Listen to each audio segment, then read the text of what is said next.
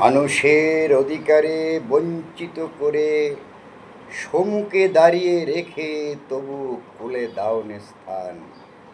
অপমানে হতে হবে তাহাদের সকলের সমান। বিশ্বকবি রবীন্দ্রনাথ ঠাকুর।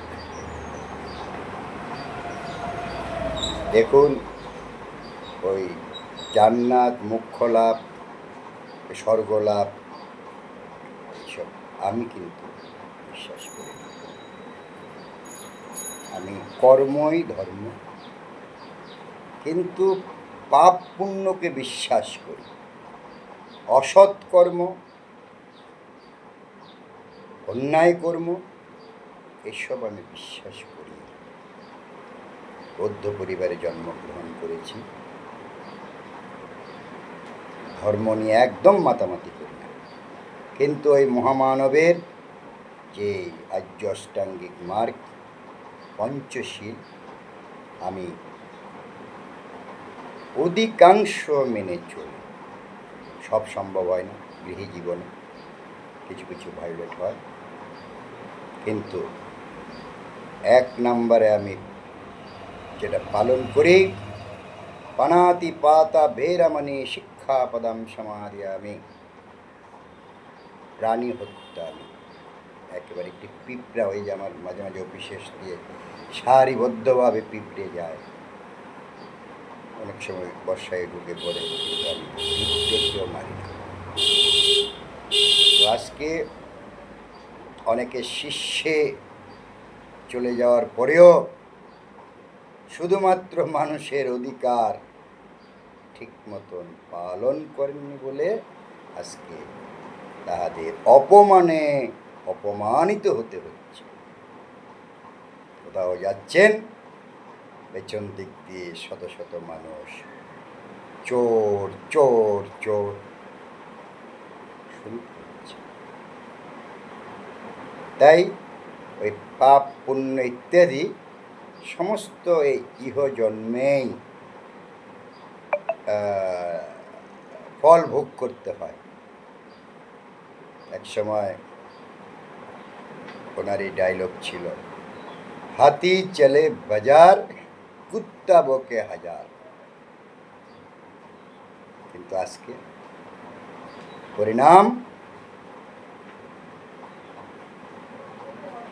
আমি কিন্তু দেখুন ভিউসের জন্য ভিডিও করি না।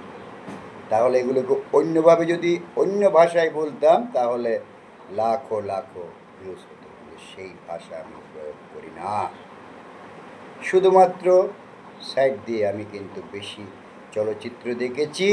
ওই যে আমার এখানে রক্ষিত আছে প্রতিকৃতি, সত্যজিৎ রায়,